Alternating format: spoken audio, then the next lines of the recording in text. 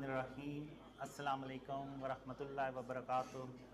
आज की स्पीच शुरू करने से पहले मैं आपको एक वीडियो दिखाना चाहता हूँ। खैर ऐसे नज़र तो नहीं आएगी, शायद आप लोगों को आवाज़ आ जाए थोड़ी सी। मैंने देखा बड़े बड़े दाढ़ियों वाले उसके साथ जो खूबसूरत बैठे हुए हैं। हम कहीं इनकार करें तो काफिर न हो जाए, अगर हम कहीं इनकार करें तो कहीं काफिर न हो जाए। मौलाना साहब ये फरमा रहे हैं कि बड़े बड़े दाढ़ियों वाले उनके सामने ऐसे बैठे हैं कि जैसे अगर वो ना मानेंगे कहीं काफिर ही ना हो जाए। और ये कि बहुत सारे लोग तो हर किसी के साथ शामिल हो जाते हैं, जरा नम हो तो ये मट्टी पर तो बड़ी जरखेज है।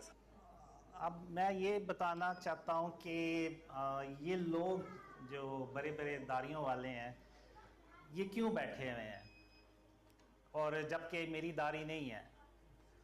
तो उसकी एक ही रीज़न है कि अब मैं आप लोगों के सामने हूँ, ना मेरी दाढ़ी है, ना मैं रिलीजियस पर्सन हूँ, और ना मेरी कोई नमाज़ें हैं, ना मेरा कोई शायद कोई और नेक अमल हो। तो आखिर ऐसी कौन सी वजह है जो आप लोग यहाँ पे आ जाते हैं। तो ये चीज़ मैं आज डिस्कस करना चाहता हूँ। तो ये जो मौलाना हैं इन्होंने कहा कि बड़े बड़े दाढ़ियों वाले ऐसे अल्लाह माफ़ करे खौफज़दा होके बैठे हैं। ऐसी बात बिल्कुल भी नहीं है। मैं इन लोगों के आप लोगों के मशवरे से चलता हूँ। और आज आपने देखा है कि मैंने 3 पीस सूट भी पहना हुआ है। तो ये मैंने लाइफ में पहली बार पहना है और मैंने इन्हीं लोगों के कहने पे पहना है। तो ऐसी बात बिल्कुल भी नहीं है। अब मैं ये बताना चाहता हूँ कि ये लोग क्यों यहाँ पे बैठे हुए हैं। यानी अगर आप देखें तो पूरी दुनिया से लोग बिलीव करते हैं ड्रीम्स का, तो वो क्यों करते हैं। तो उसकी एक ही रीज़न अल्लाह ने ख्वाबों में दिखाई, दो रीज़न्स दिखाई। तो पहली तो ये कि अगर अल्लाह रहमान ना होता तो आज ना मैं यहाँ पे होता और ना आप लोग यहाँ पे होते। और दूसरी जो रीज़न है, पहले पे मैं थोड़ा सा एक्सप्लेन करूँगा कि 2017 में 2007 में जब मैं अंधेरों में डूबा हुआ था तो मैं अपने आप से कहा करता था कि जो मेरे नबी मोहम्मद सल्लल्लाहु अलैहि वसल्लम खातमुन नबीयीन वो जालों में चला करते थे, बल्कि जहाँ से गुज़रते थे अंधेरों से भी गुज़रते थे तो वहाँ भी उजाले हो जाते थे अल्लाह की रहमत से। तो मैं कहाँ पे अंधेरों में डूबता चला जा रहा हूँ। तो तब मैंने 2007 में अल्लाह को पहली बार रहमान कह के बुलाया। तो और मैंने अल्लाह से कहा कि बेशक मैं ए रहमान, बेशक मैं गुनहगार हूँ और बेशक तू ही पाक है, और बेशक मैं ही गुनहगार हूँ। और अगर तूने मेरे हाल पे रहम के साथ तवज्जो ना फरमाई और मुझे इन अंधेरों से बाहर ना निकाला तो मैं मोहम्मद सल्लल्लाहु अलैहि वसल्लम का उम्मती होने के बावजूद घाटा पाने वालों में से हो जाऊंगा। तो ये मैंने दुआ अल्लाह से की। तो उसके बाद अल्लाह ने मुझे ख्वाबों में सिखाना शुरू कर दिया। और फिर एक ख्वाब में अल्लाह ने मुझे ये भी बताया कि कासिम, जब तुमने मुझे पहली बार रहमान कह के बुलाया तो फिर मैंने ये नहीं देखा कि तुम कितने गुनाहगार हो और कौन हो। फिर मैंने ये देखा बस कि मेरे बंदे ने मुझे रहमान कह के बुलाया, और अब ये मुझे प्रूफ करना है कि वो अल्लाह जो है वो रहमान है, सबसे बढ़कर रहमान है। तो फिर उसने अल्लाह ने मुझे शिर्क के बारे में और उसकी इक़साम के बारे में बताया। और अल्लाह ने मुझे कहा, बहुत सारे ख्वाबों में कहा कि अल्लाह क़यामत के दिन जिसके चाहेगा गुनाह बख्श देगा मगर शिर्क कभी माफ़ नहीं करेगा। तो उसके बाद फिर मैंने अपने आप को शिर्क से बचाना शुरू कर दिया और अपने इवन नफ्स से भी मेरी जंग चलती रहती थी। और मैंने बस यही कहा कि अल्लाह को मैंने हर हाल में राज़ी करना है।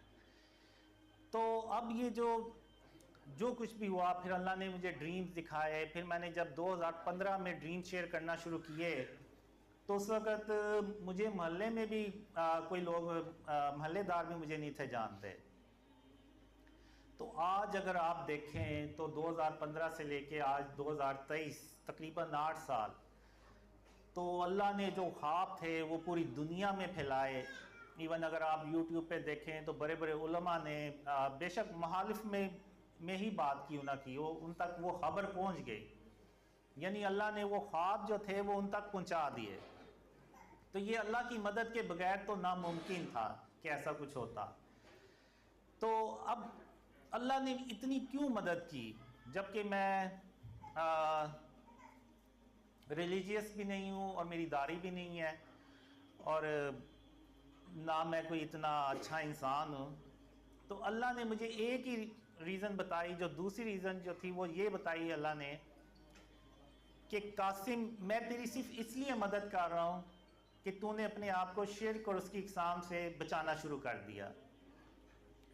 अब मैंने बचाना शुरू कर दिया, यानी मुकम्मल तौर पे मैं भी नहीं इस पे अभी तक कंट्रोल कर सका, क्योंकि आपको पता है हर रोज़ कोई ना कोई चीज़ ले के आनी पड़ती है, तो उन पे तस्वीर वगैरह होती हैं, तो वो बस इसी लाइफ इसी में गुजर जाती है, गुजर रही है कि वो उन तस्वीर को ख़त्म करते हुए।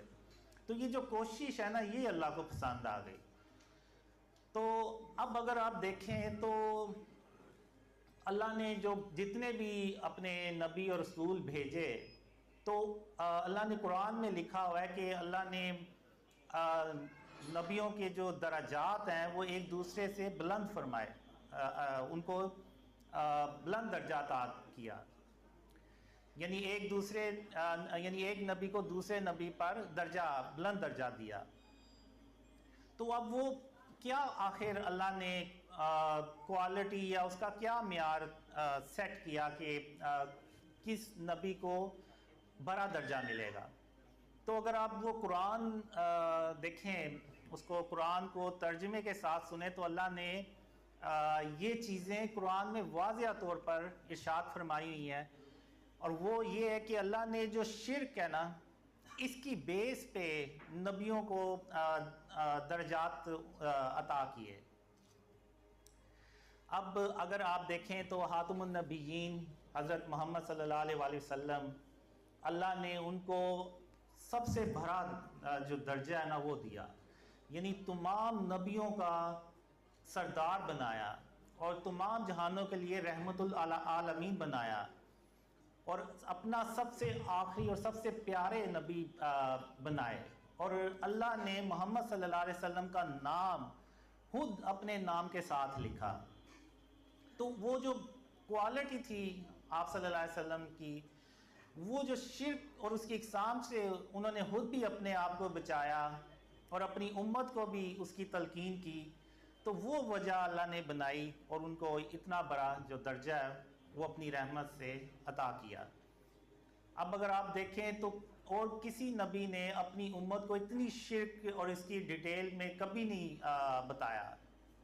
अगर आप देखें तो अल्लाह ने सूरह सबा में ये इरशाद फरमाया हुआ है कि अल्लाह ने बड़े जो जिन्नात हैं वो अल्लाह ने सुलेमान अलैहिस्सलाम के ताबे कर दिए, और वो उनके लिए बड़े बड़े किले बनाते थे और तस्वीर बनाते थे।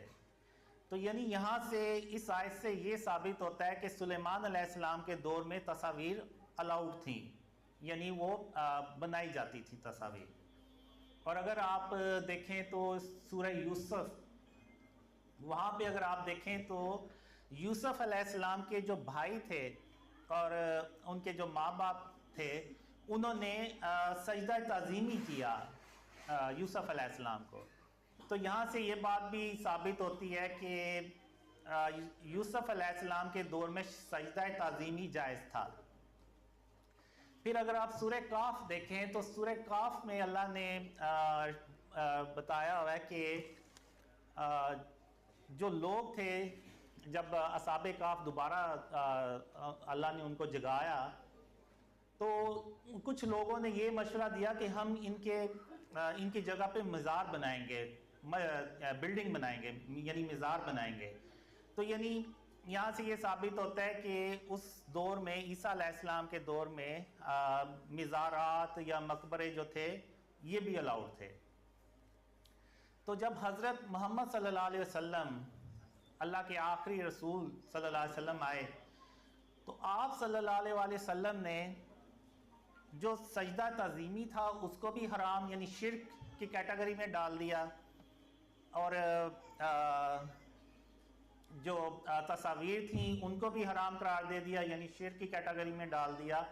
और जो मिज़ारात थे, यानी एक हदीस है कि आप सल्लल्लाहु अलैहि वसल्लम ने हज़रत अली रज़ी ताला अन्हु को ये मिशन दिया कि जितनी भी कब्रें हैं उन सबको बराबर कर दें, और जितनी भी तस्वीर और बुत हैं उन सबको तोड़ दें और ख़त्म कर दें।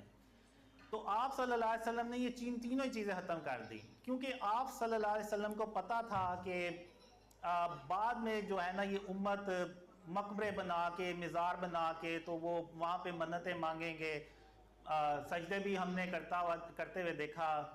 अगर आप देखें तो हमारे ये जो पिछले वज़ीर आज़म थे इमरान खान, उन्होंने तो एक कब्र को जाके सजदा भी किया। अगर वो कब्रें सारी हम आप सल्लल्लाहु अलैहि वसल्लम की सुन्नत पे और हुक्म पे अमल करते तो सारी कब्रें बराबर होनी थी, कोई मकबरा नहीं था ना, और ना मकबरा होता ना ये सजदे करते। तो अब इतनी डिटेल में हज़रत मोहम्मद सल्लल्लाहु अलैहि वसल्लम ने अपनी उम्मत को शिर्क और उसकी इक़साम के बारे में बताया। अब चूँकि आज मॉडर्न दौर है तो मॉडर्न फॉर्म ऑफ शिर्क है ये जो आप बड़े बड़े बोर्ड्स देखते हैं, इवन डेकोरेशन पीसीस देखते हैं हम, यानी अपने घरों में भी आप देखते हैं अक्सर लोगों ने रखे होते हैं जिस पे वो जानवरों की तस्वीरें होती हैं या कुछ और बने होते हैं चीज़ें। तो वो बेसिकली है तो वो बुत ही, और बहुत से लोगों ने सेलिब्रिटीज़ की तस्वीर भी लगाई हुई हैं। तो ये सारी चीज़ें जो है ना ये फॉर्म ऑफ शिर्क हैं, और यही वो चीज़ें हैं जिससे आप सल्लल्लाहु अलैहि वसल्लम ने अपनी उम्मत को मना फरमाया। और एक हदीस में है कि जिस घर में तस्वीर होगी उस घर में अल्लाह की रहमत के फरिश्ते नहीं आएंगे। अगर आप YouTube पे जाके सर्च करें तो बहुत से लोग आपको काफ़ी